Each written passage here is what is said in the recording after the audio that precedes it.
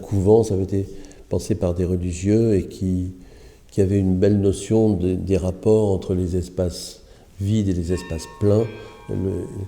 Et justement, tout ce qu'ils ont construit, si vous voulez, c'était d'une grande qualité et surtout des bâtiments assez étroits, de façon à ce qu'ils soient baignés de lumière du matin au soir. À la fois d'un côté Saint-Thomas d'Aquin, on pouvait avoir une entrée, mais on pouvait aussi en avoir une autre côté rue de l'Université, et donc un bâtiment bien irrigué.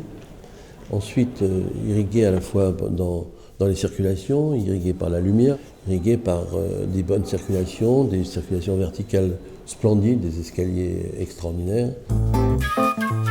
Alors nous, notre travail, ça a été de dire, on va enlever un petit peu les strates qui sont venues un peu détériorer le bâtiment. Donc on a tout de suite imaginé d'enlever ce bâtiment 50 qui était au milieu de la cour Gribeauval.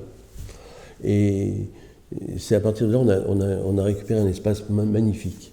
Et donc on a pu créer un nouveau bâtiment et y intégrer un grand amphithéâtre extérieur. Vous voyez, Sciences Po a toujours besoin de lieux où les étudiants se réunissent. Rue Saint-Guillaume, c'était la péniche. Là, c'est l'amphithéâtre. C'est un peu comme ça que nous l'avons vu, si vous voulez. Dans cet amphithéâtre à ciel ouvert où on peut se réunir, s'asseoir et puis organiser des spectacles, on peut organiser des rencontres qui sont intéressantes face à la cafétéria.